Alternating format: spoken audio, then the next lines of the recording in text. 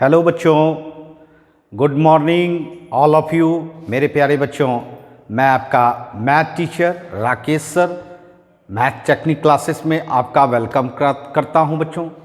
साथ साथ class 12th में फर्स्ट बुक का ये लास्ट टॉपिक हम लोगों का स्टार्ट हो रहा है बच्चों, वो है अप्रॉक्सीमेशन।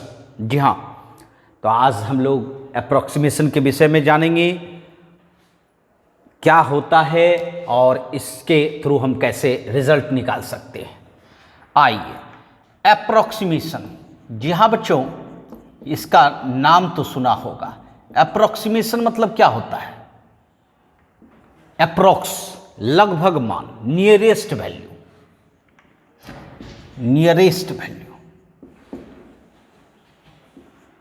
नियरेस्ट वैल्यू का मतलब होता है नजदीकी मान, है ना, अर्थात निकटतम मान। और निकटतम मान जैसे कि आप 1.99 कहते हो, इसका निकटतम मान क्या हो जाएगा? 2, है ना। जहाँ 1.99 एग्जैक्ट वैल्यू हुआ, बट ये लिखना पॉसिबल थोड़ा सा मुश्किल हो जाता है बच्चों, तो इसलिए उसके नियरेस्ट मान को हम लोग लिखते हैं। तो 1.99 का नियरेस्ट मान क्या लिख सकते हैं? 2। या मान लीजिए 2.01 हो, तो इसका नियरेस्ट मान भी 2। लेकिन यह किस सेंस में है? 2 माइनस के सेंस में, और ये किस सेंस में है? 2 प्लस के सेंस में। मतलब एक्चुअल वैल्यू तो 2 से कम है और इसका एक्चुअल वैल्यू 2 से ज्यादा है। तो जी हाँ बच्चों, 1.99 एंड 2.00 दोनों का नियरेस्ट वैल्यू क्या हुआ बच्चों? 2 हुआ। इसलिए यहां भी हम आपको अप्रॉक्सीमेशन, जी हां, नियरेस्ट वैल्यू, एग्जैक्ट वैल्यू तो नहीं, बट एग्जैक्ट वैल्यू हम लोग नहीं निकाल पाएंगे, लेकिन नियरेस्ट वैल्यू निश्चित तौर पर निकालेंगे, है ना। जहां और किसका निकालेंगे ये भी जानिए। देखिए, जैसे आप मान लीजिए √25 है, √25 का वैल्यू आपको पता है कितना है? एग्जैक्ट 5 पता है। बट यही चीज हम अगर कहें कि आप जो है √25.5 का वैल्यू बताओ, तो निश्चित तौर पर आप जो है ना, इसका एग्जैक्ट वैल्यू नहीं निकाल पाओगे। तो निश्चित तौर पर कैलकुलस प्रोसेस से हम आपको इसका क्या निकालने के लिए सिखाएंगे? Approx value. क्या सिखाएंगे बच्चों?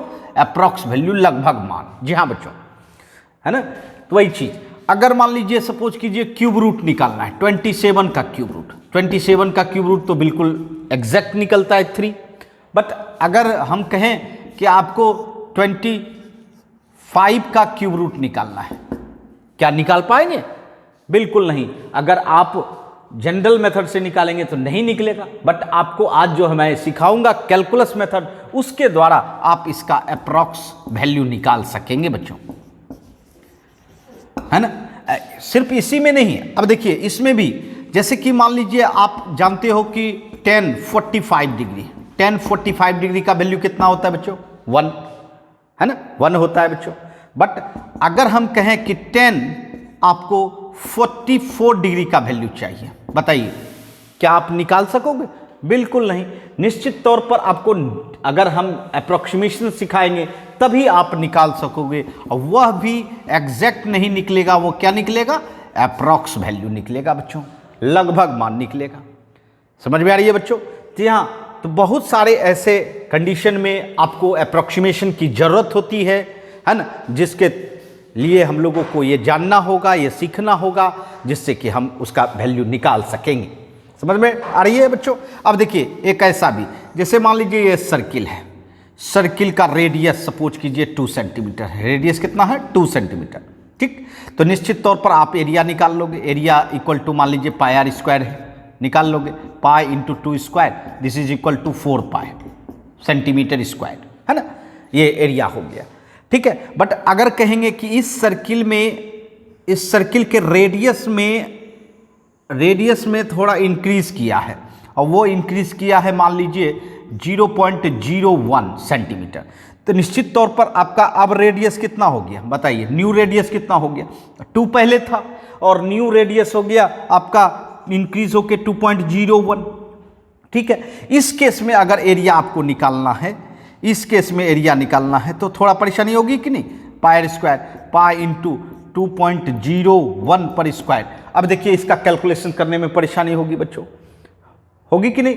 अच्छा, साथ साथ अगर कहेंगे कि बताइए कि क्या चेंज हुआ एरिया में, है ना, जैसे रेडियस में चेंज हुआ 0.01, तो बताइए एरिया में क्या चेंजिंग हुआ, तो आप निश्चित तौर पर ये एरिया निकालोगे, ये एरिया निकालोगे, उसके बाद इसका कैलकुलेशन करना पड़ेगा जनरल अगर मेथड से हम यूज करेंगे, उसके बाद डिफरेंस करेंगे और तब आप क्या करोगे, तब कहोगे कि हाँ भाई एरिया में चेंजिंग ये हुआ। बट कैलकुलस मेथड से अर्थात अप्रोक्सीमेशन मेथड से मैं आपको सिखाऊंगा कि इसकी ज़रूरत नहीं है, अर्थात कैलकुलेशन करने की ज़रूरत नहीं पड़ेगी आपको। बिल्कुल ईजी वे में हम लोग इसका क्या निकाल सकते हैं, चेंज एरिया, है ना, अर्थात ये जो आप A2 माइनस A1 निकालते चेंज इन एरिया, वो आप बिल्कुल ईजी वे में निकाल सकेंगे, किसके द्वारा, कैलकुलस मेथड के द्वारा।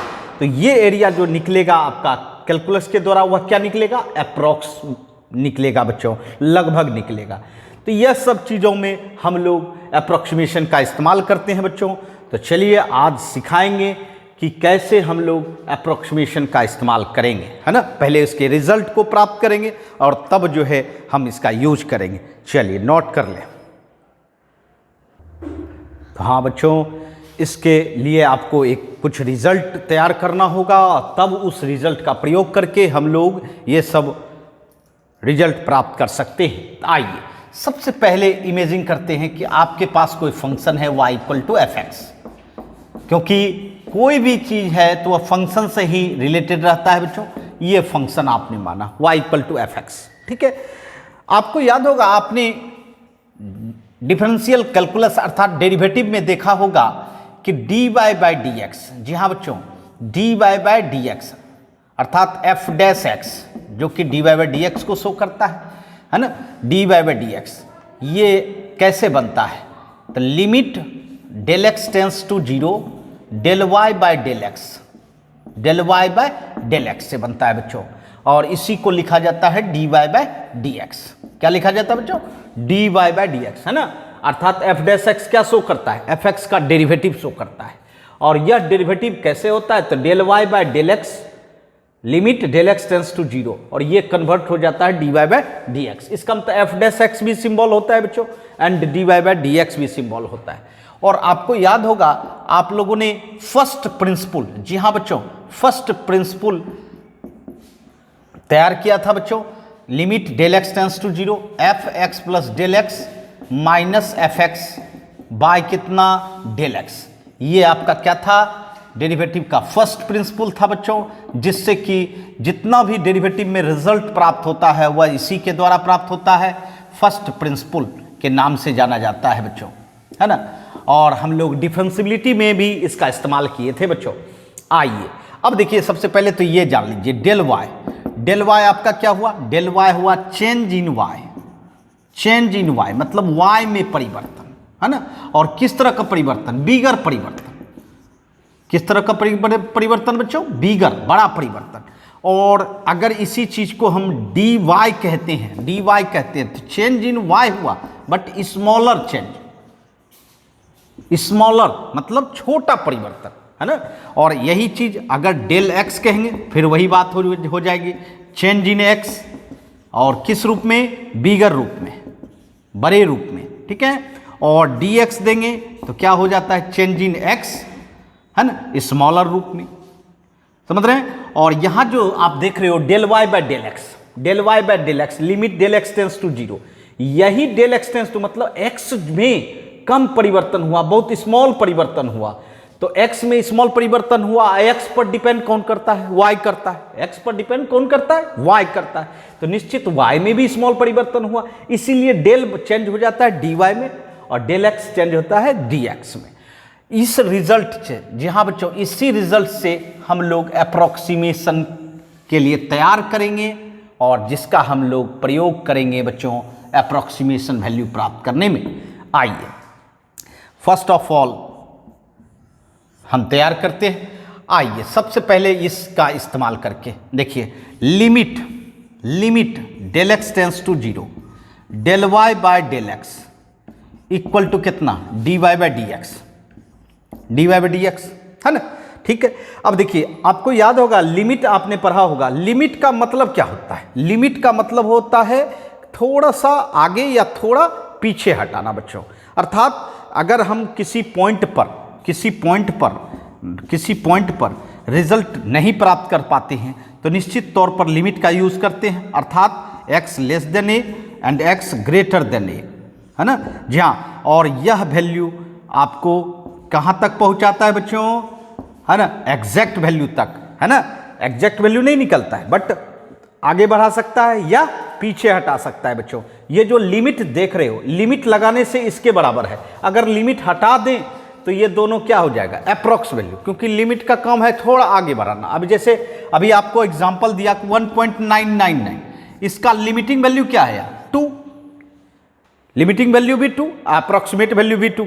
अर्थात ये क्या सेंस हुआ कि 1.99 से थोड़ा ज़्यादा है। या आपको हमने बताया कि 2.01, इसका भी लिमिटिंग वैल्यू कितना हुआ, 2, है ना जी हाँ बच्चों। इसका मतलब है इससे एग्जैक्ट वैल्यू से थोड़ा कम है। तो जी हाँ, लिमिट लगने से क्या होता है, इस वैल्यू को थोड़ा आगे या थोड़ा पीछे हटा सकता है बच्चों। इसलिए अगर हम लिमिट हटा दें तो इसका मतलब है कि यह दोनों जो इक्वल होगा, यह किस रूप में होगा, इक्वल होगा अप्रॉक्स रूप में। किसमें, अप्रॉक्स मतलब लगभग के रूप में, है ना। अब चलिए डेल वाई इक्वल टू क्या आएगा, d y by D x into del x. तो जी हाँ बच्चों, ये देखिए del y equal to d y by D x into del x. तो ये आपको काम करेगा बच्चों जब आपको y में, जहाँ y में चेंजिंग निकालना हो। किसका चेंजिंग निकल रहा है, y में, चेंज इन y, जी हाँ चेंज इन y अगर निकालना हो, y में परिवर्तन निकालना हो तो आपको कैसे निकालोगे, तो आपका y के साथ फंक्शन जो बनेगा उसका आप डेरिवेटिव लिखोगे, मतलब d y by D x लिखोगे, और मल्टीप्लाई करोगे x में जो चेंजिंग होगा, अर्थात चेंज इन x, इससे मल्टीप्लाई कर दोगे तो आपका क्या निकल जाएगा बच्चों, चेंज इन y निकल जाएगा। समझ में आ रही है? अच्छा, और इसमें एक चीज़ याद रखेंगे, कभी कभी क्या होता है परसेंटेज रूप में देता है, परसेंटेज रूप में, जी हाँ, percentage change in y, percentage change in y, change in y। अगर परसेंटेज चेंज इन y कहे तो इसका मतलब क्या हुआ कि y में जो चेंज हो रहा है, मतलब डेल y और ओरिजिनल y इंटू 100। कैसे परसेंटेज निकालते हैं आप बताइए? परसेंटेज इसी तरह न किसी का निकालते हैं कि जो जिसका परसेंटेज निकालना है वो, और डिवाइड जो ओरिजिनल है और मल्टीप्लाई 100।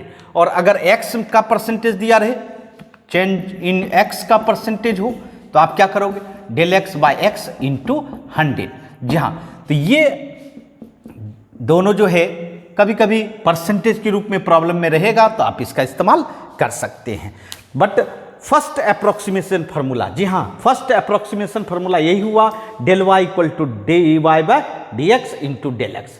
अब इसके बाद हम लोग सेकेंड फार्मूला निकालेंगे। ये देखिए एफ डैश एक्स, और ये फर्स्ट प्रिंसिपल लेके आप सेकेंड फार्मूला निकालेंगे बच्चों।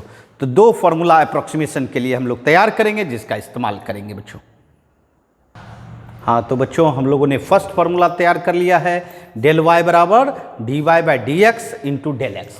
अब देखिए second formula, second approximation formula तैयार करते हैं। चलिए, जैसा कि आप जानते हैं कि F dash x equal to कितना, limit del x tends to 0 F x plus del x, है ना, minus F x by del x.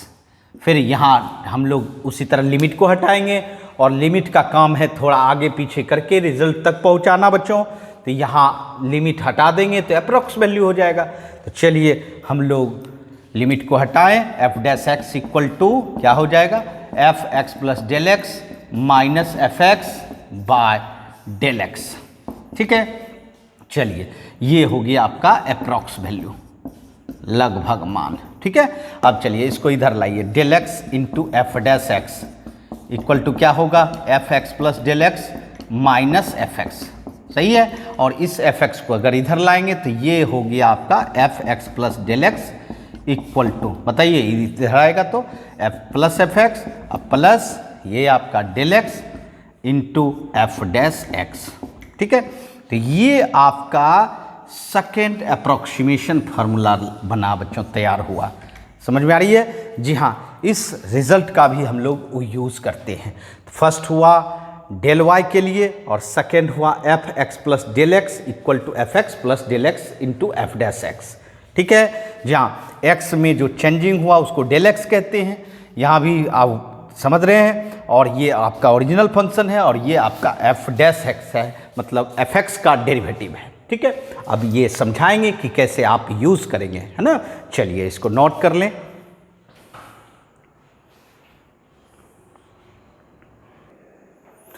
तो हम लोग अप्रोक्सीमेशन के लिए दो रिजल्ट प्राप्त किए बच्चों।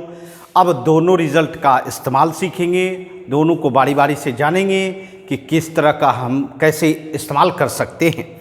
आइए सबसे पहले आप जो सेकेंड रिजल्ट निकाले बच्चों, अर्थात क्या निकाले बच्चों, f x plus del x equal to f x plus del x into F dash x, है ना। इस रिजल्ट को आपने निकाला और इस रिजल्ट का प्रयोग अब सीखेंगे। सबसे पहले आइए किस में करना है। देखिए, जैसे मान लीजिए आपके पास ये प्रॉब्लम है कि find approximate value, approximate value, ठीक, निकालना है ऑफ।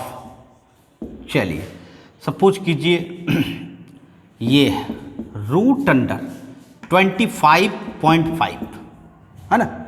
आपको हमने एग्जाम्पल दिया था बच्चों कि 25 का तो स्क्वायर रूट निकल जाता है, बट स्क्वायर रूट ऑफ 25.5 का नहीं निकलता है। निकलता है क्या? नहीं। कैसे निकालेंगे?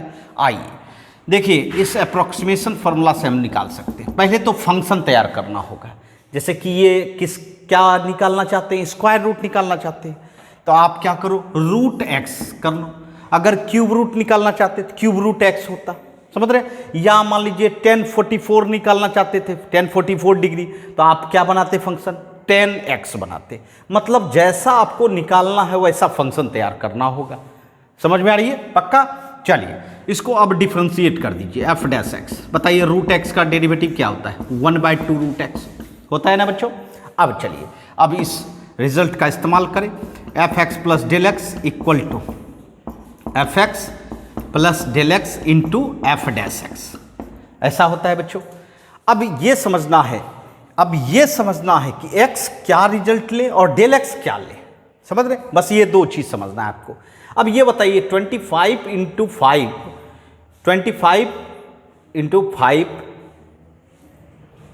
के अगल बगल बताओ कि कौन सा ऐसा नंबर है जिसका कि स्क्वायर रूट अच्छी तरह निकल जाता है। तो निश्चित 25 का निकलता है, तो आप x ले लो 25, वही x लो जिसका रिजल्ट प्राप्त हो जाए। उसके बाद डेसिमल जो है, डेसिमल के बाद वो ले लो आप डेल x, क्योंकि आप अगर 25 प्लस 0.5 करते हो तो 25.5 हो जाता है बच्चों। तो जी हाँ, आपको ऐसा लेना होगा। चलिए 25 plus 0.5 equal to F25 plus del x की जगह पे 0.5 और फिर F डैश 25, ठीक है। जहाँ x था वहाँ 25 सब्स्टिट्यूट किया, जहाँ डेल एक्स था वहाँ 0.5 रखे। अब बताओ ये कितना, 25.5। अच्छा, अब चलिए अब हम लोग सब का रिजल्ट रखेंगे। चलिए f आपका फंक्शन है ये, इसमें x की जगह पे क्या रखना है, बताओ क्या रखना है, तो रूट 25 इंटू 5, ठीक है। अच्छा, F25 है तो x के जगह पे क्या रखना चाहिए, 25 प्लस फिर चलिए 0.5 डेल x के जगह पे, और f डैश में 25 रखिए, f डैश में 25, बताइए 1/2 रूट 25। बताइए 25 का रूट 5, 0.5 मल्टीप्लाई 1/2 और रूट 5 का 5। बताइए 5 प्लस 0.5 मल्टीप्लाई 1, 0.5 हो जाएगा बाय 10। अब ये बताइए एक जीरो और बढ़ा देंगे आगे 0.05 और रिजल्ट क्या हो गया 5.05। तो ये किसका रिजल्ट निकला, रूट अंडर 25 इंटू 5 का, है ना जी हाँ। अर्थात ये रिजल्ट जो निकला वह क्या निकला, अप्रॉक्स रिजल्ट निकला, एग्जैक्ट नहीं निकला बच्चों, बट हम लोग निकाल सके। और यह किस प्रोसेस से निकाल सके, अप्रॉक्सीमेशन, और जो कि कैलकुलस के द्वारा होता है बच्चों, है ना। तो जी हाँ, इस तरह से हम लोग निकाल सकते हैं। चलिए इसको नोट कर लें।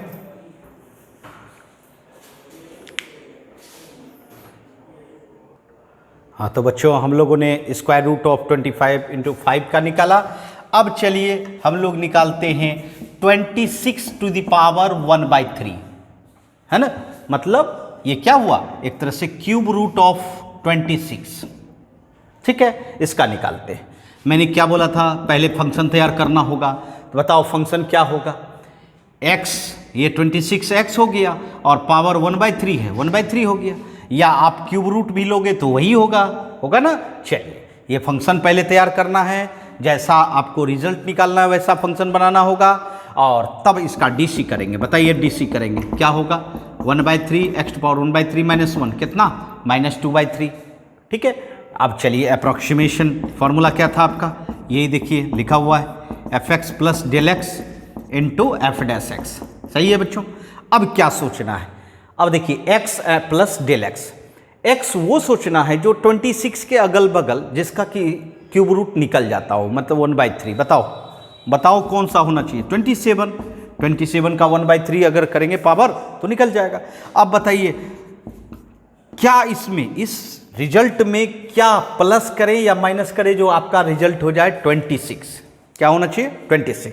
तो ये बताइए अगर -1 लेंगे तब ना 27 - 1 क्या हो जाएगा, 26 हो जाएगा, है ना। ये भी ध्यान देना है। तो चलिए 27 - 1 equal to f27, del x की जगह पे -1 f डैश 27, सही है बच्चों। अब ये क्या हो गया, f26 equal to f27 -1 into F dash 27, सही है बच्चों। अब देखिए f में फंक्शन में आपको x के जगह पे 26 रखना है। तो बताइए 26 टू द पावर क्या हो जाएगा, 1/3 हो जाएगा ना। अच्छा यहाँ देखिए f27 मतलब अब 27 रखना होगा, 27 पे पावर 1/3 -1 इंटू एफ डैश में एफ डैश यहाँ है बच्चों 1/3, और x के जगह पे क्या रखेंगे 27 टू द पावर -2/3, समझ में आ रही है। अब बताइए 27 को आप क्या कर सकते हो, 3 क्यूब कर सकते हो, तो 3 क्यूब करोगे तो रिजल्ट क्या हो जाएगा, 3 हो जाएगा, ठीक है। या बताओ 27 पर 3 क्यूब करेंगे तो 3 कैंसिल हो जाएगा, तो 3 पावर कितना होगा -2, है ना। 3 माइनस ये कितना हो गया 1 इंटू 1/3 इंटू 1/3 स्क्वायर, 3 माइनस 1 ये कितना हो जाएगा 3 9 27 हो जाएगा। ये बताइए 81 80/27, ये वैल्यू हुआ आपका किसका, अप्रॉक्स। डिवाइड करके भी लिख सकते हो, है ना। तो 26 पे पावर 1/3 का वैल्यू कितना आया 80/27 अप्रॉक्स, और डिवाइड करके भी रिजल्ट बता सकते हो डेसिमल रूप में, है ना। चलिए नोट कर ले बच्चों। हाँ तो बच्चों अब हम लोग इसी का तीसरा वैल्यू 0.999, जी हाँ, होल टू पावर 1/10, जान रहे हो। यह प्रॉब्लम्स आपके बोर्ड एग्जामिनेशन में आया हुआ है ना। बिल्कुल इजी, जैसे बनाते हैं वैसे करेंगे। पहले फंक्शन तैयार करेंगे, इसको x समझेंगे और उस पर पावर कितना है 1/10 बना लेंगे आराम से। अब इसको डिफ्रेंशिएट कीजिए f डैश x, बताइए क्या होगा 1/10 x टू पावर 1/10 - 1 कितना हो जाएगा -9/10 होगा ना। अब आप अप्रॉक्सीमेशन फार्मूला का इस्तेमाल करें, fx plus del x equal to कितना fx plus del x into F dash x, ये तो आपका लिखा हुआ है ना। अब बताइए x क्या चूज करें, है ना। तो ये बताइए एक ऐसा नंबर इसके अगल बगल जिसका कि 1/10 आप निकाल सको। निश्चित 0.999 ये 1 के करीब है, तो निश्चित 1 लीजिएगा तो 1 पर तो कितनों पावर होगा 1/10, तो आराम से 1 निकल जाएगा कि नहीं निकल जाएगा। अच्छा अब ये देखना है कि डेल एक्स क्या सेलेक्ट करें, क्या कौन सा नंबर लें जिसमें कि आपको ये नंबर हो जाना चाहिए, अर्थात 1 में प्लस करें कि माइनस करें। निश्चित ये नंबर 1 से छोटा है तो माइनस होगा, और क्या नंबर माइनस करें जिससे कि ये हो जाए, तो 0.001 है ना। अगर इसमें माइनस करेंगे तो आपका ये रिजल्ट होना चाहिए, हो गया। ठीक है, आइए अब आप अप्रोक्सीमेशन फार्मूला ले लो, F X del x into F dash x. सही है बच्चों। अब देखिए आपको आपने अप्रोक्सीमेशन फार्मूला तो हम लोग ले चुके हैं बच्चों, और उसके आधार पर हम लोग अब सिर्फ रखना है ना, रखेंगे वैल्यू। चलिए रखें, एक्स के जगह पे 1 और डेल एक्स के जगह पे 0.001, 1 माइनस 0.001 इंटू एफ डैश 1। सही है बच्चों। अब बताओ 1 में माइनस करोगे 0.99 होगा 9, और F1 minus 0.001 into F dash 1। समझ में आ रही है। अब चलिए 0.99 फंक्शन में रखेंगे, क्या रिजल्ट होगा 0.999, उस पर पावर 1/10 इक्वल टू, अब देखिए एफ एक्स में 1 रखिए, 1 पे पावर 1/10, ठीक है, माइनस 0.001, ठीक है। एफ डैश में 1 रखिए तो 1/10, 1 टू द पावर माइनस 9/10। सही है बच्चों। अब बताइए 1 पे पावर 1/10 कितना होगा, 1 ही होगा, 1 ही होगा, है ना। अच्छा, माइनस 0.001 इंटू, अब 1 पे पावर माइनस 9/10 तो 1 ही होगा ना, 1/10। ये बताइए अब 10 डिवाइड में है, क्या करना होगा, एक जीरो बढ़ाना होगा बच्चों, अर्थात 0.0 3 डिजिट है, 4 डिजिट बना देना है। अब इसमें माइनस कीजिए, कितना होगा 0.9999, मतलब यहाँ 3 9 था, यहाँ क्या आ गया 4 9 आ गया बच्चों। ठीक है, तो इस तरह से हम लोग अप्रोक्सीमेशन वैल्यू निकाल सकते हैं। ये किसका अप्रोक्सीमेशन वैल्यू निकला, 0.999 का होल टू द पावर 1/10 का। समझ गए। तो जी हाँ, अब इस पर आप किसी भी वैल्यू को प्राप्त कर सकते हैं, अप्रोक्सीमेट वैल्यू, है ना। चलिए नोट कर लें। हाँ, तो बच्चों हम लोगों ने फर्स्ट अप्रोक्सीमेशन फार्मूला से सीख लिया बच्चों। अब देखिए सेकेंड अप्रोक्सीमेशन फार्मूला क्या बताया गया था कि del y equal to d y by D x into del x, है ना। अब देखिए इस प्रॉब्लम में इस फार्मूला का इस्तेमाल करेंगे। अब देखिए कैसा प्रॉब्लम है, कहता है if the radius of sphere, जी हाँ स्फेयर है, ठीक, रेडियस है, स्फेयर का रेडियस है आपका कितना, मान लेते हैं r, ठीक है, और वो कितना है 7 मीटर है, 7 मीटर है, ठीक है। If the radius of sphere is 7 metre, very good, with error of 0.02 metre. Error मतलब क्या हुआ, एरर मतलब क्या हुआ, थोड़ा चेंज हुआ, है ना, या तो इंक्रीज किया या तो डिक्रीज किया, बट एरर पाया गया बच्चों। एरर, जी हाँ, रेडियस के एरर को दिखाया जाता है किससे, चेंजिंग रेडियस में हुआ, मतलब डेल आर, यही ना हुआ, यही एरर के रूप में होता है। कितना है एरर, 0.02 मीटर, पक्का। अब देखिए then find the approximate error in calculating its value. अब प्रश्न उठता है कि इसके वॉल्यूम में भी तो एरर पाया जाएगा कि नहीं। मान लीजिए अगर थोड़ा सा भी अगर चेंज हो गया हो, मतलब रेडियस चेंज हुआ है कितना 0.02 मीटर, तो निश्चित रेडियस में अगर चेंजिंग हुआ तो उसके वॉल्यूम में भी चेंज होगा। तो वही कह रहा है कि बताइए कि कितना चेंजिंग होगा एरर, है ना, एरर के कारण कितना चेंजिंग होगा उसके वॉल्यूम में। ठीक है, तो चलिए अब देखिए वॉल्यूम क्या मानेंगे, भी मानेंगे। वॉल्यूम क्या है, ओरिजिनल भी, बट अगर एरर वाला वॉल्यूम की बात करें, यहां कह दीजिए एरर रेडियस में एरर है, और यहां क्या है एरर वॉल्यूम। तो वॉल्यूम में एरर कितना आ जाएगा, डेल भी, जो चेंजिंग होगा वही ना एरर होगा, है ना। अब चलिए ये हमारे पास है बच्चों, अब ये काम करना है। चलिए ठीक है, सबसे पहली बात आपको करना क्या होगा, वॉल्यूम एंड रेडियस में रिलेशन बनाना होगा, क्योंकि वॉल्यूम डिपेंड करता है रेडियस में। तो बताइए वॉल्यूम इक्वल टू क्या हो गया आपका 4/3 पायर क्यूब, होता है ना बच्चों, 4/3 पायर क्यूब। देखिए आपको कैलकुलेशन से कैसे हम बचा लेते हैं, ठीक, ये एक तरह से फंक्शन हो गया। अब इसको डिफ्रेंशिएट कर दीजिए आर के रिस्पेक्ट में, बताइए क्या होगा 4/3 पाई r³ का 3r², तो इसका मतलब है कितना आ गया 4 पाई आर स्क्वायर, ठीक है। अर्थात वॉल्यूम को डिफ्रेंशिएट किए थे 4 पाई आर स्क्वायर, और आपको एरर निकालना है किसका, वॉल्यूम का।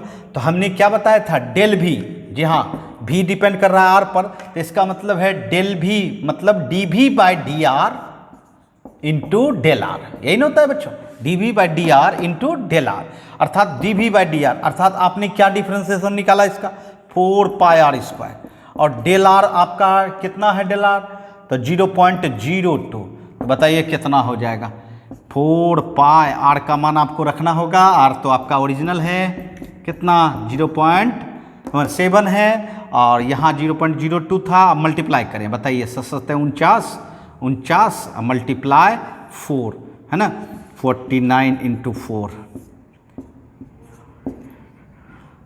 196 प्लस 2 मल्टीप्लाई 2 कितना हो गया 392, और डेसिमल 2 डेसिमल इतना पाई, इतना सेंटीमीटर क्यूब। तो जहाँ एरर कितना हो जाएगा वॉल्यूम में, अगर रेडियस में एरर 0.02 मीटर होगा तो इसका वॉल्यूम में एरर कितना पाया गया 3.92 पाई सेंटीमीटर क्यूब। और अगर जनरल मेथड से बनाते तो कितना कैलकुलेट करना पड़ता पता है, पहले आपको ओरिजिनल वॉल्यूम 7 मीटर लेके बनाना होता, फिर इंक्रीज करके 0.02 7 में 0.02 मीटर इंक्रीज करवाते, उसके बाद वॉल्यूम निकालना पड़ता, तब दोनों का डिफरेंस करना पड़ता। जी हाँ, काफ़ी कैलकुलेशन होता है बच्चों, बट इस प्रोसेस से आपका कैलकुलेशन बिल्कुल ही सिंपल होगा बच्चों। चलिए नोट कर ले। आइए अब फिर हम लोग दूसरा प्रॉब्लम बनाए बच्चों। सेकंड प्रॉब्लम क्या कहता है, देखिए, find the approximate change in surface area of A cube. Cube जान रहे हैं ना बच्चों, क्यूब, जी हाँ, एक क्यूब है, उस क्यूब का सरफेस एरिया चेंज हो रहा है। क्या चेंज हो रहा है, सरफेस एरिया। अच्छी बात है। क्यूब किस पर डिपेंड करता है बच्चों, साइड पर, और ऑल साइड्स आर इक्वल होता है। तो यहाँ देखिए क्यूब ऑफ साइड कितना है, x metre, caused by decreasing the side by 1%। ओहो, डिक्रीज कर रहा है साइड उसका। इसका मतलब है कि सबसे पहले तो आपके पास साइड है, साइड ऑफ क्यूब कितना है बच्चों, कितना है x मीटर, कितना है x मीटर, ये आपका है अवेलेबल। अच्छा, उसके बाद डिक्रीजिंग साइड है ना, इसका मतलब है percentage change in side, side में परसेंटेज चेंज हो रहा है।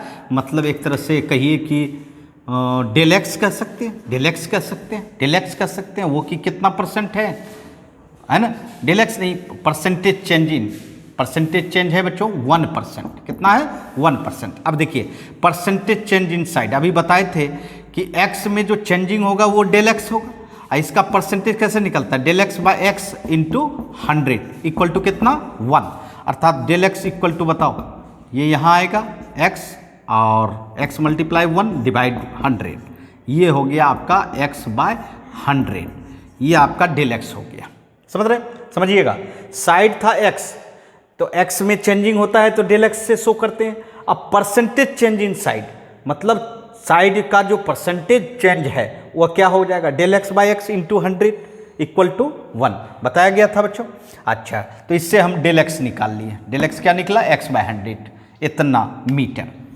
अब क्या कर रहा है, फिर देखिए, आपको सरफेस एरिया में चेंजिंग निकालना है। किस में चेंजिंग, सरफेस एरिया। तो सरफेस एरिया बच्चों, चलिए हम लोग एस से डिनोट करते हैं, और इसमें चेंजिंग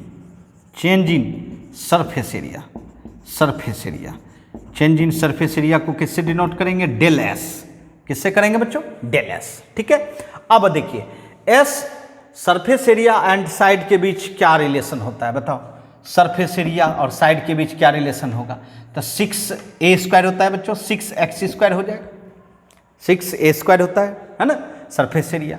तो ये बताइए इसका डिफरेंशिएशन प्राप्त कीजिए, ds बाई dx कितना हो जाएगा, 12x हो जाएगा कि नहीं, 12x। चलिए, अर्थात सरफेस एरिया का डीसी निकाल लिए, और आपको निकालना है डेल एस चेंज इन, नहीं तो क्या होगा ds बाई dx, यही ना होगा D S by D x into del X. देखिए D S by D X आपने 12x निकाला है और डेल एक्स कितना निकाला है, देखिए डेल एक्स आपने निकाला है x बाय 100, समझ रहे हैं, x बाय 100। बताइए कितना हो जाएगा, अगर आप बैठाओगे तो 0.12 एक्स स्क्वायर, ये मीटर स्क्वायर, समझ रहे हैं। तो जी हाँ, तो इस तरह से हम लोग सरफेस एरिया में चेंजिंग निकाले, कितना 0.12 एक्स स्क्वायर मीटर स्क्वायर। तो जी हाँ, ये हुआ आपका अप्रोक्सीमेशन का यूज बच्चों। फर्स्ट रिजल्ट का आपने यूज किया, सेकेंड भी रिजल्ट का यूज किया, तो बिल्कुल इजी होता है बच्चों, बट जानना चाहिए और इसका प्रयोग आप अच्छे अच्छे प्रॉब्लम में कर सकते हैं, है ना। चलिए आज के लिए ही इतना ही, है ना। ये अप्रोक्सीमेशन आप खुद से भी प्रैक्टिस कर सकते हैं, मैंने आपको सिखा दिया बच्चों, है ना। इसके लिए आपको फिर नेक्स्ट क्लास देने की ज़रूरत नहीं है बच्चों, इसी से आप लोग निश्चित तौर पर सीख गए होंगे और इजी वे में आप बना सकते हैं, है ना। चलिए इस आज इतना ही होगा। और मैं बता देना चाहता हूं कि हम लोग फर्स्ट बुक, जी हाँ, फर्स्ट बुक का सिलेबस कंप्लीट कर चुके हैं। अब हम लोग नेक्स्ट नए टॉपिक में जाएंगे और वो नया टॉपिक होगा हमारे लिए वॉल्यूम 2 अर्थात सेकेंड बुक, जो कि आपका माने इंटीग्रेशन से स्टार्ट होगा। तो निश्चित तौर पर आप लोग नए टॉपिक के साथ पढ़ें बच्चों। धन्यवाद, फिर मिलते हैं नए जोश नए उमंग के साथ नए टॉपिक में।